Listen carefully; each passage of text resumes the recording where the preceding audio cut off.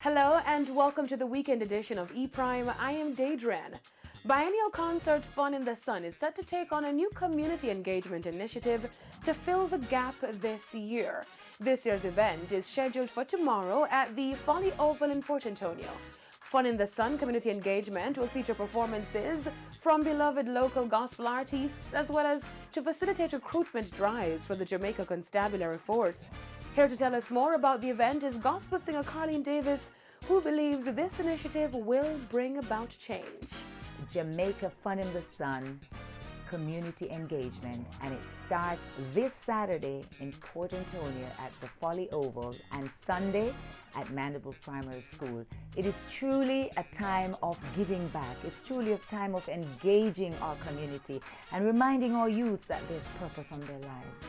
Fun in the Sun movement concerts will be mini versions of the major concert event and will see a star-studded lineup. It's going to be exciting. We're going to have ministers such as Kevin Downswell, Rondell Positive, Elaine will be there, I will be there, Mark Johnson will be there. Of course, we'll have our own IT Ellis emceeing the production, and of course, Youth Reaching Youth drama group will be there. We also have the gospel, JCBC Gospel Winner will be there, and so many other local acts from Portland. The initiative will then move to Mandible Primary on September 29 for the final staging of the event. Fun in the Sun community engagement fosters national unity, strengthens families, and changes lives. Also part of this weekend festivities is the Kanaks 2019 Jamaica Business Conference and Expo.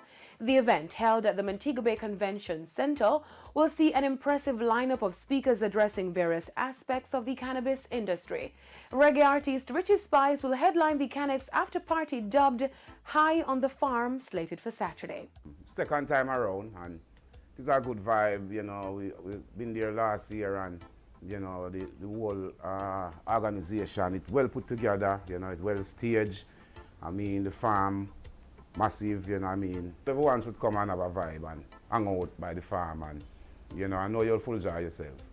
Well, the whole conference, I'll be a part of the conference, you know, and it's a good vibe because, you know, as a person who always advocate for ganja, marijuana, I mean, you know, not looking for nothing, you know, but we know that this plant is a very important plant.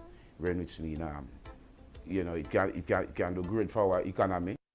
Now onto the international scene, where the first round of voting for the Grammy Awards got underway on Wednesday.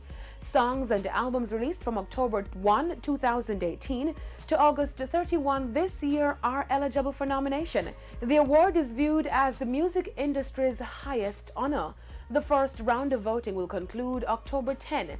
The official nomination announcement will be made on November 20, with the final round of voting taking place between December 9 and January 3 next year. The 62nd Annual Grammy Awards is scheduled for the Staples Center in Los Angeles, California, to take place on January 26, 2020.